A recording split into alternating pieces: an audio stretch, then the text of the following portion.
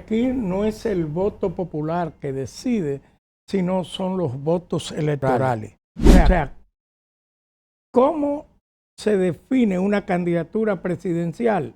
Con los votos electorales, aún teniendo más votos populares. Otro país, porque los Estados Unidos tienen un proceso muy peculiar.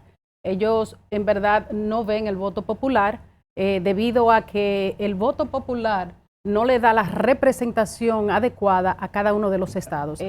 Básicamente los colegios electorales están basados en la población del estado.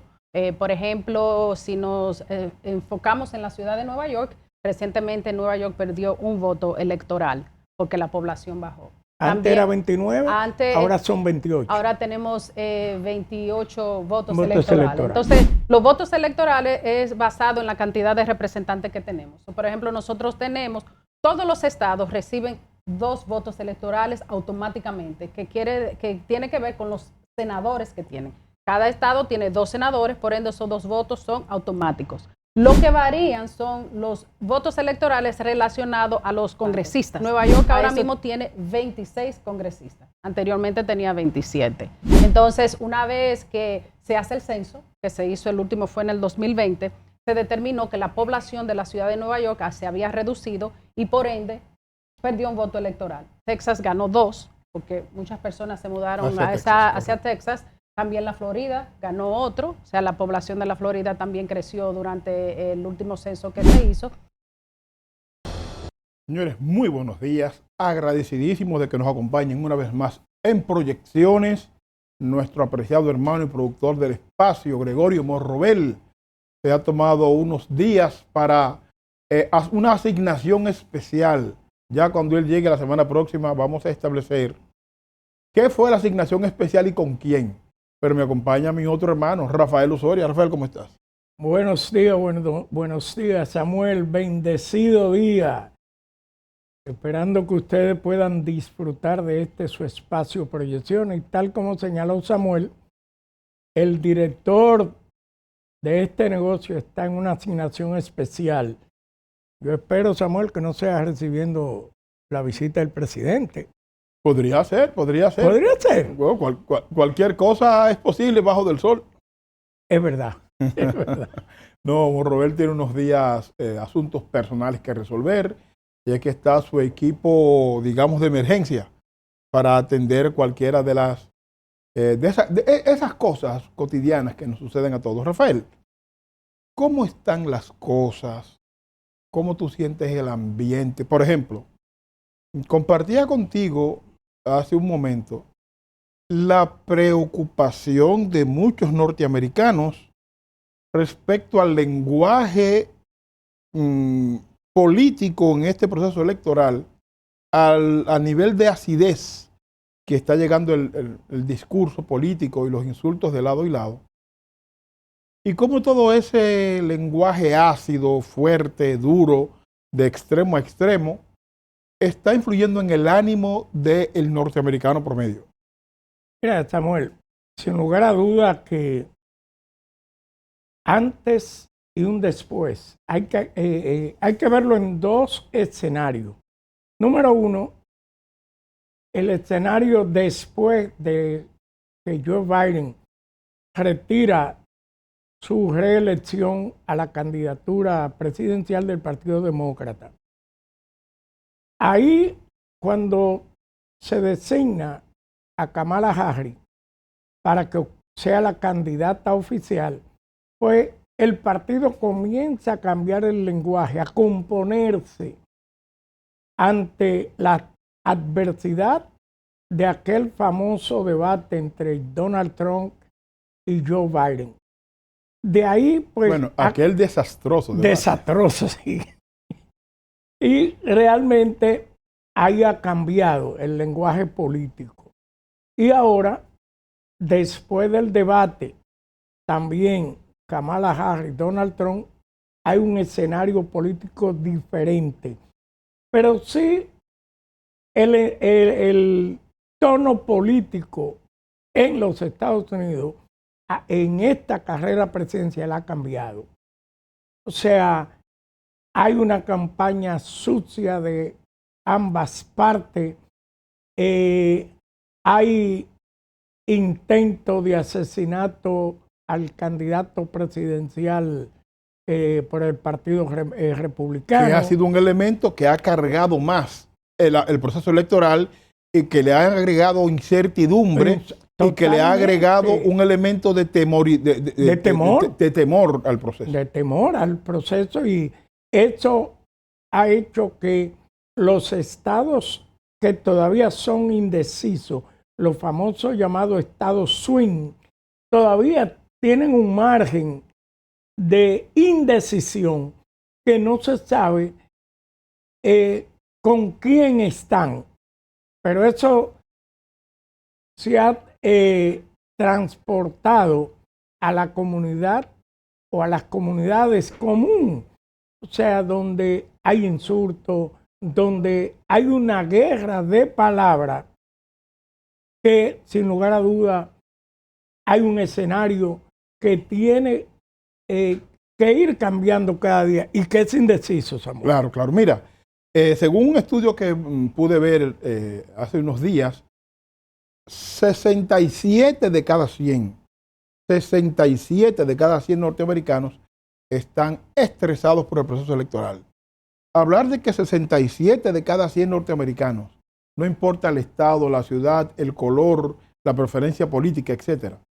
67 de cada 100, el proceso electoral, el proceso de campaña, los haya puesto en situación de vulnerabilidad y de preocupación, es un detalle que la sociedad norteamericana tiene que valorar y evaluar, porque eso es un indicador de que podían estallar situaciones de conflicto a nivel callejero, a nivel en supermercados, etcétera, conflictos personales. Y una ciudad que está con un estado de salud mental desequilibrado. O sea, que la gente está alterada, que por cualquier cosa que tú le digas, pues se alteran. Si te ven con una gorra de un partido X, ya te están insultando o te están llamando. Eso quiere decir que tú entiendes que también ha subido los niveles de intolerancia política. Sí, definitivamente, definitivamente.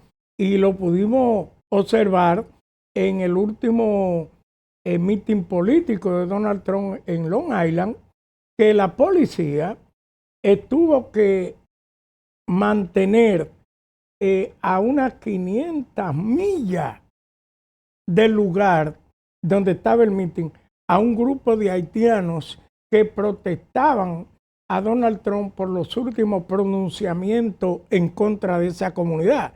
O sea, la policía lo mantuvo lejos. O sea que, y es fruto de que la misma policía, para no perder el control de la ciudadanía, ha tenido que adoptar medidas extremas. O sea que es peligroso. Lo que nuestra reflexión en proyecciones es en torno a que nosotros, por ejemplo, Rafael y yo tenemos pensamientos políticos que pueden diferir. Sin embargo, nunca hemos puesto en juego nuestra amistad por nuestras diferencias políticas. Eso me pasa con el productor de este espacio. Ustedes saben que Monrevel y yo tenemos pensamientos políticos distintos. Sin embargo, primero que el pensamiento político está la amistad que hemos cultivado Gregorio Monrevel y yo, porque es que podamos valorar a la persona más que a cómo piensa, porque al final del día, usted y yo, aunque somos afectados por las políticas públicas que aplica un partido u otro desde el Estado, al final del día, yo cuento con Rafael Osoria para que me resuelva un problema, para que me preste $100 para yo poder completar el almuerzo de mi casa, etcétera. Y no con el dirigente importante, alto o medio del Partido Demócrata Republicano, porque al final del día, después de la campaña, no me conocen ellos a mí, ni yo los conozco a ellos. ¿Qué es lo que queremos reflexionar? Que la actividad partidaria no separe familias, no rompa amistades, no genere conflictos innecesarios, defienda sus ideas, pero que defender esas ideas no lo lleve a conflictos y a confrontaciones innecesarias, porque realmente no sumamos nada en este proceso de crecimiento en una sociedad como la que estamos. A propósito de esto, Rafael. Pero mira, yo quiero agregar ahí, Samuel. ¿Cómo no? En la comunidad dominicana hay dos grupos. Uno a favor del Partido Demócrata, que encabeza el congresista Adriano Espaillat, y un grupo de simpatizantes de Donald Trump. A ambos grupos debemos reflexionar que primero somos dominicanos y que somos amigos, como ha señalado Samuel. Hemos visto enfrentamientos en los diferentes grupos, en los chats de discusiones políticas, no discutiendo ideas, sino insultándose. Y realmente, tal como ha señalado Samuel, no vale la pena. Al final del día, todos somos amigos y somos dominicanos, que hay que reflexionar en cuanto a este acontecer político que está atravesando la comunidad dominicana en estos momentos. Y después que pase el proceso electoral y nos hemos insultado en términos personales de manera irreversible, ¿cómo nos vemos las caras? ¿Cómo nos saludamos? ¿Cómo nos volvemos a tomar un café juntos? Entonces hay que evitar llegar a los extremos. A propósito de eso, Rafael, después de lo que dijo el presidente Trump respecto a la comunidad haitiana en Springfield, Ohio, que tú me referías, el Partido Republicano insiste en que el presidente Trump vaya a hacer campaña a Springfield, y aunque las autoridades locales y estatales de Ohio le han pedido a Trump que no vaya por el nivel de conflicto que puede generar su visita, él insiste en ir. ¿Qué te parece? Mira, yo creo que sería un error del Partido Republicano exponer al expresidente Donald Trump ahí a Springfield. ¿Por qué? Porque la cantidad de votantes de ese lugar, que la mayoría son republicanos, no son significativas. Y lo que eso podría generar es un conflicto mayor de odio, rencor, de una comunidad que se encuentra lastimada por el expresidente. Y por el candidato vicepresidencial. Y por el candidato vicepresidencial. Que es el senador de Ohio. Exacto. O sea que esta comunidad haitiana ha estado siendo golpeada. O sea, hay que tener... No es con mentiras. Sobre todo es que son mentiras. Porque la persona que denunció en el 911 que su mascota desapareció, luego dijo que no, que sí la encontró, que no se perdió, y pidió disculpas por ello. Porque esa persona no sabía que la denuncia que hizo iba a tomar los ribetes que tomó posteriormente. Pero mira, Samuel, en cuanto a lo que Donald Trump señaló de los gatos, de las pets, el dominicano conoce muy bien ese ritual que se hacía en Dominicana. Cuando una persona sufría de asma, sí, es verdad. ¿qué era lo que le daban? Eran de que a comer carne de gato, de que porque ya eso le eliminaba el asma. Entonces es una cuestión cultural del haitiano, del dominicano pero, en su tiempo. No, pero es que en principio eso no pasó. Lo primero es que lo que están denunciando de Ohio no pasó. Y entonces no podemos hacer nada que haga suponer que eso pasó, porque nunca pasó lo que están denunciando ni el candidato vicepresidencial ni lo que dijo Trump después. Los asesores de Donald Trump están tomando información equivocada para ponerle en la mano. Bueno, fue lo que hicieron, porque uno de los que dirige la campaña de Trump llamó a Ohio para confirmar la información y le reiteraron que no, que el hecho no sucedió. Y a pesar de eso, continuaron con la campaña. Pero no puede sorprender que Trump haga eso, porque es recurrente mentir de manera abierta. Y me perdonen los trumpistas, pero la verdad es que Trump es un mentiroso impenitente. Esa es la verdad. Bueno, realmente de eso es lo que a él se le acusa. ¿Se me entiende? Pero vuelvo e insisto, si los asesores de su campaña política le entregan información y lo ponen a mentir. Es que yo no creo que a Trump haya que entregar la información, yo creo que él la toma y punto. Trump entiende, se coge con un tema y lo levanta y los asesores no andan, él no sigue siendo orientación de nadie. Pero mira, se me pareció cuando Adriano Espaillat estaba presentando la propuesta de cielos abiertos. Le dieron a leer lo que su equipo entendía que él debió decir, que era hablar de cifras, hablar de la importancia de cielos abiertos. Y cuando él terminó, dijo, esto me lo escribió un equipo, ahora yo a decir lo que yo quiero. Eso pasa con Donald Trump. Deja al congresista tranquilo. Mira, a propósito de la ciudad, del estado de New York, la situación en la ciudad está complicada con el alcalde. Complicada. Ahí está. Tú escuchaste en Dominicana los macos al agua. Oh, sí, claro. Así mismo están. O sea, ahí hay un corre-corre. No se puede hablar de vida nocturna en la alcaldía porque están todos corriendo. Porque todas las principales acusaciones salen de ahí. Okay. De la vida nocturna. ¿De la vida nocturna de quién? Porque se me pareció a farándula y me gustó. No, del comisionado. Oh, del comisionado de policía. Es que todos son bohemios. Ok. Son bohemios. Renunció, Cabán renunció. Sí. Pero además hay varias personas más que se han ido yendo de la administración y se prevé que hay una estampida de funcionarios de primera línea. No, ahora están todos bajo la lupa del FBI. Y el nuevo comisionado de la policía es un exmiembro del FBI, del mismo departamento que está investigando al alcalde. ¡Qué coincidencia! ¡Wow!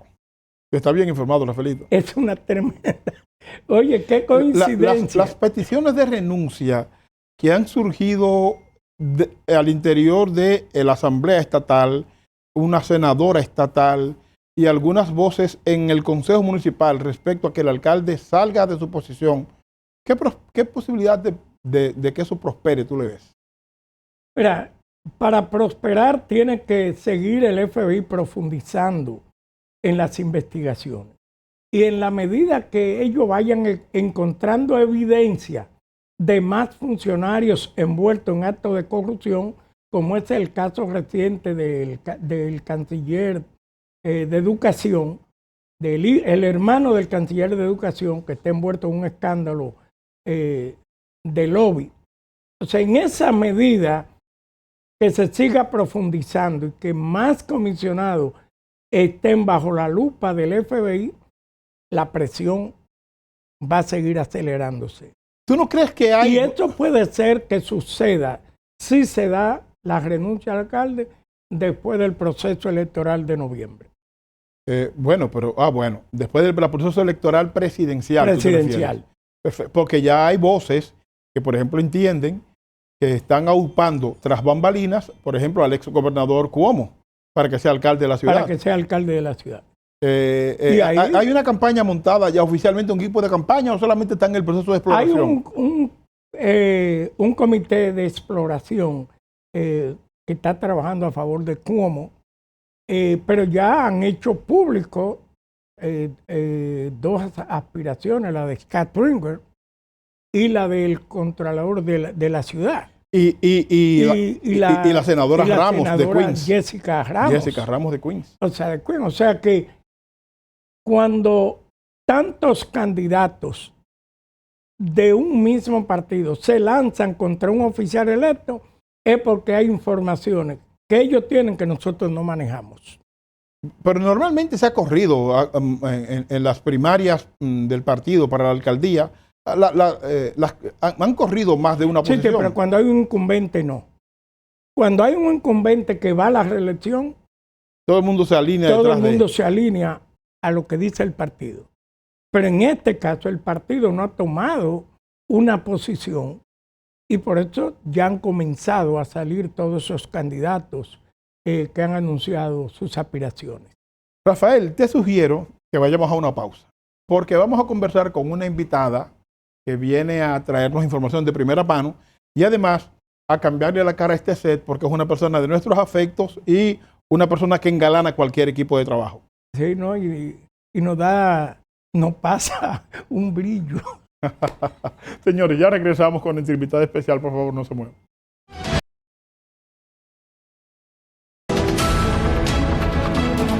Proyección. De regreso, proyecciones, reiterando que el hermano Gregorio Morrobel, ley, batuta y constitución de este programa, tiene unos días de asueto, está en una asignación especial, nos exigió a mí y a Rafael Osoria que tengamos los 3 golpes. ¿Se acuerdan los 3 golpes? Sí. Cuando él regrese, que tuvo este orden, tenemos la invitada nuestra, Arelis Mejía. Vamos a conversar de procesos electorales en Estados Unidos. Arelis, un placer tenerle aquí. Samuel Osoria, muchísimas gracias por tenerme en su programa Proyecciones y a cada una de esas personas que están aquí con nosotros. Gracias por abrirme el espacio. No, Rafael, ponte en contexto. Gracias, Arelis, por aceptar nuestra invitación.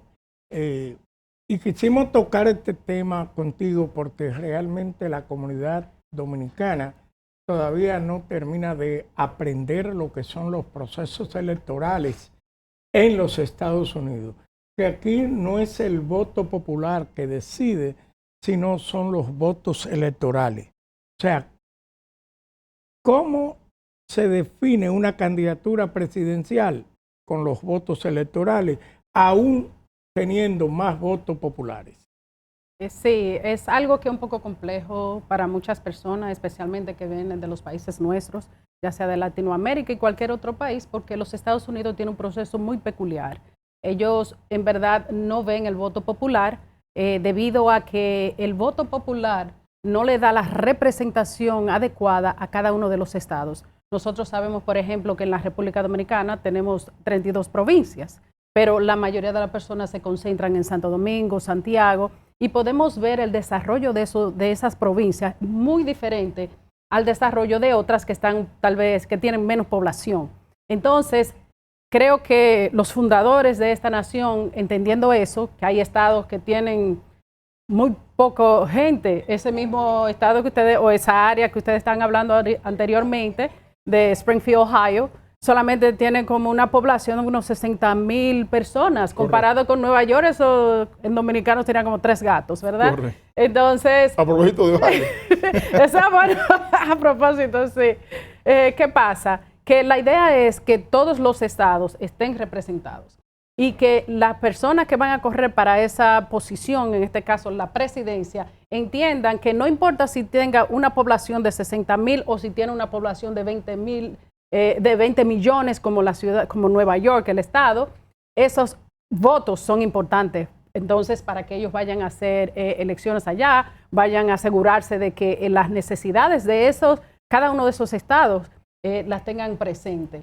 Que vemos lo contrario en la República Dominicana, donde esas provincias que tienen una población pequeña no parecen ni siquiera, no se parecen en nada a Santo Domingo. Tú ves el desarrollo que ha tenido Santo Domingo, Santiago, San Francisco, un poquito diferente. San Francisco ha tenido recursos que tal vez no sean específicamente del estado, que le ha ayudado a progresar mucho más que otras provincias. Entonces, y eso está en así, Arelis, que tú vas, por ejemplo, a la Romana y te das cuenta que hay 2. Está la Romana, que es donde vive la población pobre de la provincia, y está Romana, que es donde está el desarrollo económico, que no tiene nada que ver con el desarrollo de la provincia, porque se concentra el dinero en Romana, en donde están las villas, en donde está el gran capital.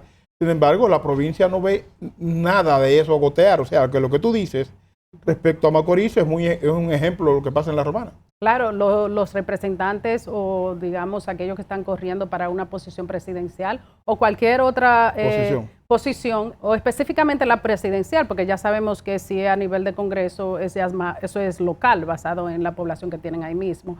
Ellos no les interesa ir, no van a esas provincias a hacer tanto campaña como van a otras, y los recursos a nivel estatal o a nivel federal, como sería aquí, no llegan casi a esas provincias porque ahí casi no hay gente. ¿Para qué vamos a ir? Y lo podemos llevar un poquito más. Por ejemplo, en el área de telecomunicación, Hay muchas compañías de telecomunicaciones que no van a esas provincias o a esas áreas de la provincia donde casi no hay ninguna población. Los porque yo entiendo, no llegan. Ellos dicen, bueno, ¿para qué vamos a invertir en este sitio cuando no hay nadie ahí? Sí, pero mira, ahí se da algo a la inversa en Nueva York. En Nueva York, ni republicanos ni demócratas invierten en la campaña. Republicanos porque entienden que no van a conseguir votos. Y los demócratas porque entienden que todos los votos son de ellos.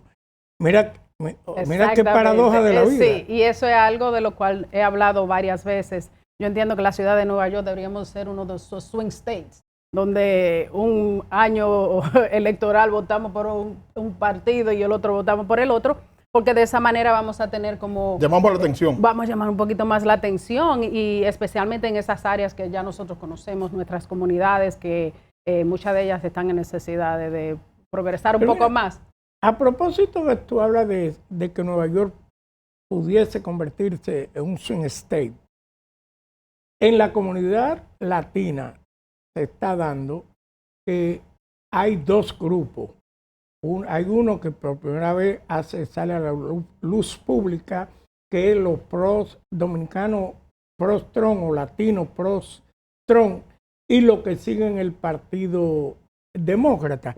¿A qué tú le atribuyes que el dominicano, el latino, se haya inclinado del lado del se haya ido inclinando, porque todavía hay un peso muy fuerte demócrata, sí, pero hay un proceso creciente de un 20 y tantos % de gente que empieza a mirar a Trump. No, y en la campaña pasada a la gobernación republicana sacó un 37%. Correcto. Sí. O sea que es un número significativo. Bueno, ha ido creciendo en el tiempo. Hay algo muy interesante específicamente aquí en la ciudad de Nueva York y tiene que ver que muchas de esas personas que de una manera u otra se sienten atraídas por este candidato, en este caso Donald Trump, muchos de ellos están registrados todavía como demócratas.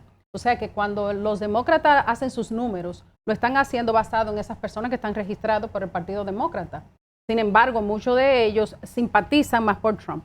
Ahora, lo que yo tal vez puedo ese ver... buen dato. Sí, claro. Sí, o sea... Muy oportuno. Y muy oportuno porque las encuestas, precisamente en Nueva York, inclinan la balanza hacia Kamala Harris. Exactamente. Pero ese dato puede darse una sorpresa. De que lo más, porque ¿qué es lo que pasa? En Nueva York, como casi todos, la mayoría son demócratas, entonces aquellos que tal vez se inclinan por otro partido, en este caso el Partido Republicano, no se atreven a hablar acerca de eso. Porque muchas personas entonces empiezan a cuestionarlo y le dicen que son anti-esto, racistas, 20,000 cosas más que se la dicen a Trump. Entonces, como que prefieren ni siquiera hablar de eso e ir y hacer y votar por el candidato que ellos quieran sin tener que la persona le diga. Ahora, hay algo importante tal vez que deberíamos de analizar un poco. La comunidad latina en general es conservadora. Y no solamente estamos hablando de dominicanos, estamos hablando de la mayoría que han inmigrado aquí de diferentes países de Sudamérica. Y al ser conservadoras, lo que ha estado ocurriendo es que esta masa ha ido despertando, ha empezado a tal vez a entender un poco más de cuáles son esos valores que conllevan cada uno de estos partidos. Porque lo he escuchado de varias personas. Muchas personas que me han dicho, me hablan de que no se sienten identificados ya con el Partido Demócrata porque muchas de sus propuestas van en contra de sus valores. Por ejemplo, cuando nosotros hablamos del aborto, hablar esa palabra para una familia latina es como tú decirle una mala palabra, ¿tú entiendes? Sin embargo, vemos que en las campañas, en esta campaña específicamente, Kamala Harris, este es uno de los puntos principales de ella, es el aborto, que para nosotros, y digo nosotros porque yo me considero pro vida, igual, latina, conservadora por ese lado, entiendo que cada ser tiene derecho a nacer, entiendo que tiene una misión de vida y por algo tiene que nacer. Pero Arely, tú eres mujer. Y hablemos de República Dominicana. Es un secreto a voces la cantidad de abortos que ocurren de manera irregular en el país. el nivel de insalubridad con la que se hacen esos abortos, el nivel de riesgo que corren las madres que por la razón que fuese van a un callejón o a una clínica de mala muerte a abortar. Aquí todavía en muchos estados el aborto es permitido, la suspensión de un embarazo. Si llegamos a ilegalizar el aborto, partiendo de la experiencia que tenemos nosotros en República Dominicana, ¿tú no crees que el nivel de salud de la mujer promedio va a aumentar el riesgo de salud? Porque el hecho de que una ley lo prohíba no va a evitar que las mujeres sigan haciéndolo. La que lo desea hacer, claro. Bueno, en la República Dominicana creo que es un poquito diferente. A veces es difícil uno, como quien dice, tratar de hacer una similitud. Pero me vamos a enfocar aquí en los Estados Unidos. El estado de Nueva York específicamente es un estado que tiene codificado el aborto en su constitución, lo cual quiere decir que no importa lo que haya ocurrido con esa decisión de la Corte de Roe versus Wade, debido a que ya Nueva York en su constitución tenía que el aborto era permitido aquí en el estado. Por ende, cuando yo, por ejemplo, voy a evaluar las cosas que yo entiendo son importantes para mí como mujer, yo no veo que tenga que preocuparme por algo como el aborto porque ya está codificado. Ahora, ¿qué es lo que pasa en cuanto a los recursos? Esa decisión de Roe versus Wade es algo que se trata más de dinero que otra cosa, de fondos federales. Lo que ha ocurrido con eso es que esos fondos federales que llegaban a esos estados para poder proveer este tipo de servicio gratis, entonces ahora no están llegando. ¿Y qué pasa? Que cuando tú estás haciendo un presupuesto para un estado, tú tienes que determinar cuáles son las cosas principales que tiene ese estado, cuáles son las prioridades que tenemos. Y casi siempre se basan en la economía, en la salud, en los envejecientes, en la educación. Y cuando tocamos el tema del aborto decimos, bueno, nos gustaría dedicarle un poco más de dinero a esto, pero la realidad es que la economía es más importante. Es verdad que la educación tiende a ser más importante, o la juventud. Entonces, porque así es que lo haces cuando determinas un presupuesto. Claro, y eso prioridad. Y ese es el problema que tienen los estados. Ellos quieren que el gobierno federal le siga dando esos fondos para no poderle negar como quien dice, ese servicio de salud a aquellas personas que lo quieran tener. No, hay una parte que obviamente en la parte legal donde dice, bueno, no puedes en sí tener un aborto. Hay otros estados, hay pocos estados que es completo, que está prohibida, sí.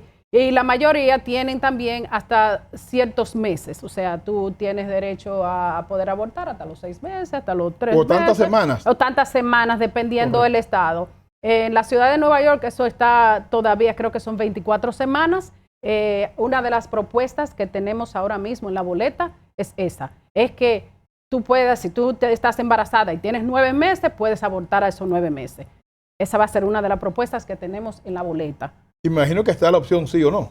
Claro que sí. Bueno. Sí o no. Así es que aquellos que entiendan. En esta boleta, en la boleta presidencial hay una propuesta de sí o no, si estamos de acuerdo con los 9 meses. Que una mujer pueda abortar hasta los 9 meses o no. Claro, cuando tú lees la propuesta, esa propuesta, mejor dicho, porque hay dos, por eso, pero es específicamente, lo último que tú crees que es de eso que te están hablando. Te están hablando de los derechos de la mujer y todo este tipo de cosas que no tienen que ver en sí, o sea, con lo que no hay una narrativa específica. No, porque acuérdense que cuando uno lee ese tipo de cosas es como si tú estás leyendo un código legal, ¿entiendes? Entonces te lo pone muy bonito para que la gente se confunda y diga, no, pero yo lo veo muy bien, claro que las mujeres tenemos que tener derechos, ¿por qué no? ¿Tú entiendes? ¿Cómo se me van a negar a mí esos derechos? Y eso es algo que, por ejemplo, con Kamala Harris yo tengo problemas.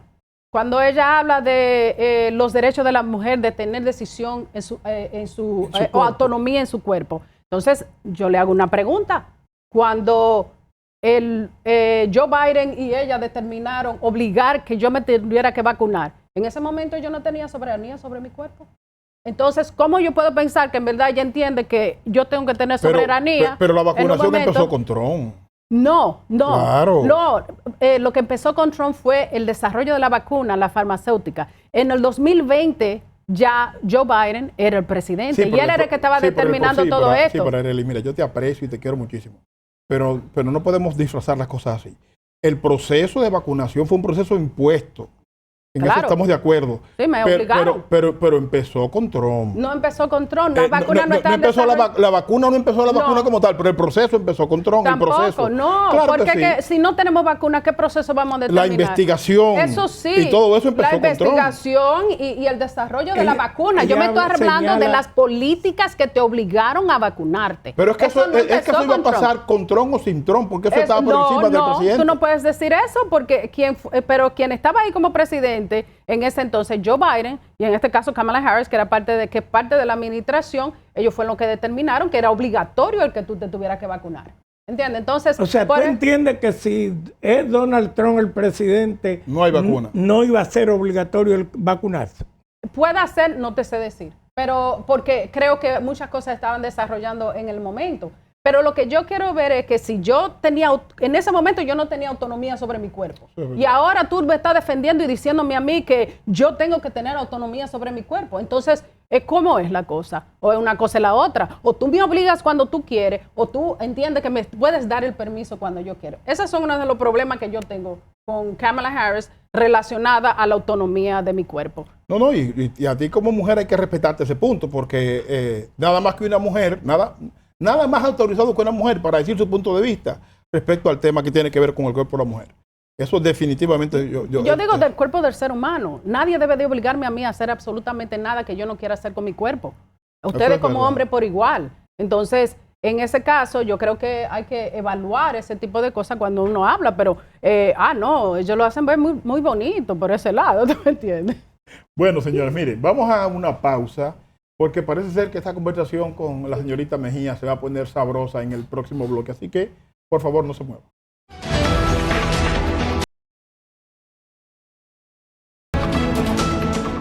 De regreso con proyecciones, conversando con Arelis Mejía, una importantísima líder comunitaria en la ciudad de New York, una persona muy bien informada, y vinimos a hablar de colegios electorales, Arelis. Sí. Creo que cuando uno se sienta aquí hay tantos temas de qué hablar, pero sí, empezamos hablando del colegio electoral. Yo quiero que tú me le expliques a la comunidad cómo se disminuye de un estado los colegios electorales o cómo se aumenta. Sí, básicamente los colegios electorales están basados en la población del estado. Por ejemplo, si nos enfocamos en la ciudad de Nueva York, recientemente Nueva York perdió un voto electoral porque la población bajó. Antes era 29, ahora son 28. Ahora tenemos 28 votos electorales. Entonces, los votos electorales es basado en la cantidad de representantes que tenemos. Por ejemplo, nosotros todos los estados reciben 2 votos electorales automáticamente, que tiene que ver con los senadores que tienen. Cada estado tiene 2 senadores, por ende esos 2 votos son automáticos. Lo que varían son los votos electorales relacionados a los congresistas, a ese tipo de representantes. Nueva York ahora mismo tiene 26 congresistas. Anteriormente tenía 27. Entonces, una vez que se hace el censo, que se hizo, el último fue en el 2020, se determinó que la población de la ciudad de Nueva York se había reducido y por ende perdió un voto electoral. Texas ganó 2, porque muchas personas se mudaron hacia Texas. También la Florida ganó otro, o sea, la población de la Florida también creció durante el último censo que se hizo. Y determinado, por ejemplo, nosotros que perdimos un voto electoral aquí en Nueva York, ¿cómo entonces se redistribuyen los distritos? Lo que pasa casi siempre es que se empiezan a dividir los distritos tomando en cuenta que solamente tenemos 26 representantes ahora. Y en la próxima votación que hay, por ejemplo, si nosotros tenemos un representante ahora en un distrito, cuando se cambian las líneas del distrito, entonces pueda que tú tengas otro representante. O lo que ocurrió en Nueva York específicamente ahora también fue que al cambiar las líneas del distrito, entonces los republicanos ganaron 3 asientos en el Congreso. Ahora mismo tenemos 11 representantes, o sea, congresistas que son republicanos, y tenemos 15 que son demócratas. Sí, entonces la población es en verdad lo que determina, pero hay algo muy interesante en la población. Y tiene que ver con que, por ejemplo, en el último censo, para determinar si tú podías contar o no, tú simplemente tenías que estar vivo. Correcto. ¿Ok? En el sentido de que tu estatus migratorio no tiene nada que ver con eso. La población se determina basado en cuántas personas vivan en tu casa, ya sea que sean legales, ilegales, o documentados, indocumentados, ciudadanos, no importa. Porque a todo el que reside en una familia hay que darle servicios de salud, de educación, etcétera, y por lo tanto es a la población general. Bueno, por ejemplo, un grupo, por ejemplo, creo que en ese caso Donald Trump, que era presidente en ese momento, entendía que se debería de definir y no contar a aquellas personas de que no estaban documentadas en ese proceso. ¿Y por qué tal vez eso es un poquito, ¿cómo te lo explico? Delicado. Es que... Muy complejo. Es complejo, por ejemplo, nosotros a veces nos preguntamos, ven acá, y esta inmigración descontrolada que tenemos ahora, ¿te entiendes? Y ahí tú vas a ver diferentes vertientes, personas que dicen, pero nosotros somos también inmigrantes porque estamos en contra de la inmigración. Y a veces no es que tal vez tú estés en contra de la inmigración, sino lo que significa cuando es así descontrolada. Cuando, por ejemplo, en ese pequeño distrito tenían 60,000 personas y ahora le ponen 20,000. Entonces, eso es un problema para los recursos que tiene ese estado, que tiene ese distrito, los tipos de servicios, especialmente los servicios sociales que tienen. Pero, ¿qué es lo que está pasando con todo eso? Cuando nosotros tenemos una inmigración grande aquí en la ciudad de Nueva York, ¿verdad? ¿Qué va a pasar en el próximo censo? Va a aumentar la población, ¿verdad? En la ciudad de Nueva York. Por ende, ¿qué va a aumentar?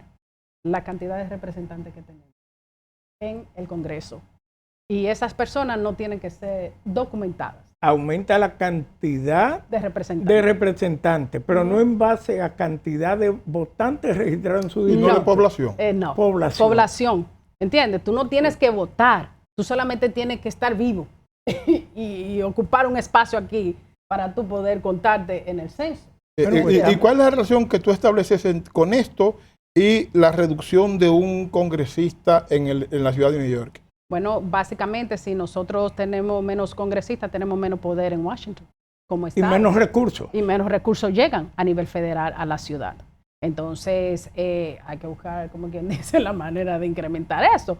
Y como vemos, a veces, porque es bueno analizarlo todo. Cuando nosotros vemos que está ocurriendo algo, es bueno ver cómo se van moviendo las piezas. ¿Qué ocurrió en Nueva York? Nosotros tuvimos muchísimas personas que se fueron de la ciudad de Nueva York durante la pandemia. Muchos entendían que querían más espacio para su familia, otros se sentían ahogados con cada una de esas medidas de COVID, que tú no podías salir, si iba a comer a un restaurante no podías si no estaba vacunado. Todo ese tipo de cosas hicieron, y el miedo. Hicieron que muchas personas se fueran y tantas personas juntas, obviamente, también. Entonces, ese grupo de personas desplazarse a otros estados, entonces dejamos a Nueva York con menos población, por ende menos representación, por ende menos poder en Washington. Arely, yo he buscado, he observado dentro de los dos partidos políticos y no he encontrado una agenda que favorezca a los latinos en ninguno de los dos. No hay una agenda dentro del Partido Demócrata que nos favorezca a nosotros, pero tampoco hay una dentro del Partido Republicano hasta que no se conozca, porque no sabemos todavía de ninguna. ¿Tú crees que los dos partidos políticos tradicionales en esta nación contemplan en algún momento que nosotros contemos para ello?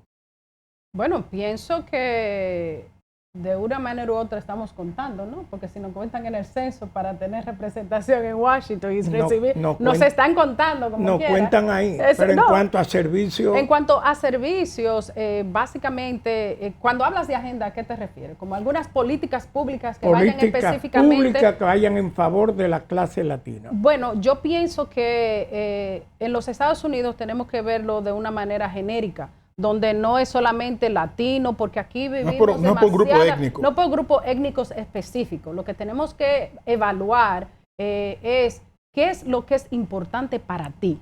¿Entiendes? Porque lo más probable, lo más importante para mí no sea lo mismo para ti. Yo cuando evalúo las propuestas de los candidatos, yo me fijo en mi situación actual y me voy a lo básico. ¿ok? Y empiezo por la situación económica. Yo puedo vivir, por lo menos puedo tener un techo donde yo vivo. Yo puedo comer donde yo vivo. Mis hijos pueden ir a una escuela. O sea, dependiendo de dónde tú te encuentras. Tengo acceso a salud. Esas son las cosas que para mí, que estoy como yo lo divido. Yo tengo el nivel básico y el nivel élite. Yo estoy en el básico. Entonces, mucha de la gente de nosotros también está en ese nivel básico, donde nosotros lo que estamos viendo son las cosas que nos ayudan a sobrevivir. Totalmente de acuerdo. Pero también, nosotros tenemos en la ciudad de Nueva York, y específicamente vamos a hablar de Washington Heights, 2 sectores que benefician al sector que reside, vamos a poner, los que residen de Broadway hacia Fort Washington. Su ingreso, al oeste de Broadway. Al oeste de Broadway. Su ingreso per cápita es mayor que los que viven de Broadway. Al este de Broadway. Entonces, si comparamos los 2 niveles de educación y de seguridad, nos indica que no importa los recursos que traiga si no son bien distribuidos. Sí, y tiene mucho que ver con la misma población que vive en el área. Por ejemplo, si tú vas Arelis, tú sabes desarrollar muy bien. Gracias. Si tú vas, por ejemplo, a esa área de Fort Washington, Riverside, y notas, por ejemplo, la limpieza en las calles, tú notas la seguridad, tú notas estas cosas. ¿Y por qué la limpieza en San Nicolás y Audubon? ¿Por qué son diferentes cuando es el mismo concejal de aquel lado? Exactamente. Pero ¿qué pasa? Yo quiero Ahora yo te lo voy a eso. decir, simple. Cuando, por ejemplo, en esas áreas, tú ves que ocurre algo, puede ser en un tema de seguridad. ¿Qué hacen los constituyentes de esa área? Van donde sus representantes y se quejan. Y les exigen. Y les exigen. Porque el salario de esas personas, yo entiendo que viene de esos impuestos que ellos pagan. Nosotros o nuestra comunidad le han hecho creer que es un favor que te están haciendo. Cuando tú vas a una oficina de un representante y tú tienes un problema relacionado a algo en común en el área, por ejemplo, que te ponen un shelter o un sitio de eso, de inyectarse droga al lado de una escuela. Metanfetaminas. ¿Entiendes? Al lado de una escuela, donde hay niños ahí. Entonces, si nosotros como comunidad no nos quejamos, entonces se hace difícil que esos representantes no hagan caso. Muchos de ellos... A propósito de los shelters, ¿por qué los shelters no hay en Fort Washington? Por lo que te estoy diciendo. Porque cuando esas personas le van a poner un shelter ahí, ellos se aseguran, primeramente están pendientes de esta, tú sabes, la organización, que es el Community Board, la Junta Comunal. La mayoría de nuestra gente no saben de la Junta Comunal. Claro que no. No saben todo lo que pasa por la Junta Comunal. O sea, ahí es que está el poder local realmente. Sí, entonces, no es representativo. Porque una de las cosas que yo me he quejado acerca de las juntas comunales es que las personas que están ahí, quienes la ponen son el concejal y el presidente del condado. Entonces, esos son en sí representantes de ellos que hay ahí. Claro. ¿Entiendes? La Junta Comunal debería de ser independiente de los partidos en general. Cuestión de que... ¿Y de los oficiales electos? De los oficiales electos específicamente, que sea la comunidad que elija esa Junta Comunal. Y cuando nosotros tengamos una Junta Comunal representativa de la comunidad, entonces nosotros tal vez podemos ver cambio. Nuestra área, desafortunadamente, hay mucho populismo. Y de esa manera, pues callan a nuestros constituyentes. Cuando tú vas donde un constituyente tuyo que tiene un problema, el mismo problema que tú, lo que te dicen, ay no, pero esa persona es muy buena, esa persona... Me da pavo. Pero ¿qué es lo que ha hecho? Yo me voy a los hechos. ¿Cómo ha mejorado mi vecindario? Si yo tengo un representante y mis calles siguen sucias, mis escuelas son las peores, tengo el peor distrito escolar, entonces, ¿cómo me está representando? Arelis, lo de el Community Board me parece importante que lo hayas tocado. Por favor, menciónale a la audiencia nuestra, porque hay Community Board en todos Estados Unidos. Por lo menos 5 temas, 5 puntos importantes que pasan por manos del Community Board. Bueno, uno de los más importantes tiene que ver con eso, cómo se redistribuye, cómo se determina lo que se va a edificar en un área. Por ejemplo, si van a poner un shelter, tiene que llegar primero al Community Board y el Community Board toma una decisión acerca de eso. Luego hay una audiencia pública de la cual nadie se entera, por ende ellos pueden pasar lo que sea fácilmente. Esas son una de las cosas. Las licencias de los restaurantes también las aprueba el Community Board. Los liquor store. Los liquor store. O sea, no solamente el liquor store, también de los restaurantes. Correcto. Y cada uno de esos negocios que requieren licor pasan por el Community Board. También cualquier queja que la gente pueda tener acerca de algo que van a construir a su alrededor o mucho escándalo en un área. Y se discute el presupuesto local de la comunidad. ¿Qué aspectos, por ejemplo? Todos los aspectos. Cuando yo estuve por unos 8 años en el Community Board y pertenecía a varias comisiones, sí, a los comités, cada comité tiene que desarrollar su presupuesto del año. Y ese presupuesto se discute en una asamblea general, como ha señalado Arelis, pero no van la gente nuestra. ¿Y quiénes lo aprueban?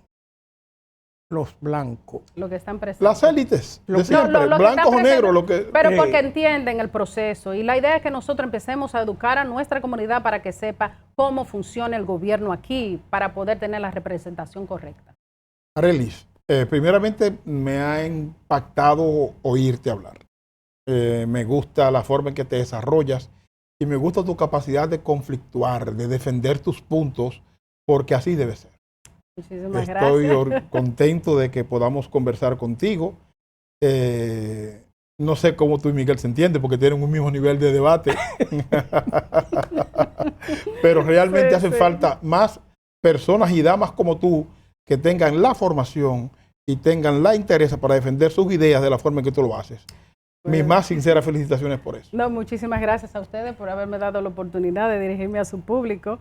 Espero que ellos puedan tener algo, o sea, que le hemos dejado algo importante en esta conversación que hemos tenido hoy. Bueno, señores, hemos llegado a la parte final de este conversatorio. Un conversatorio interesantísimo que algo nos deja a cada uno de nosotros para aprender. Señores, nos vemos la próxima semana en un programa de proyecciones. Sin lugar a dudas, hasta la próxima semana. Es el mejor.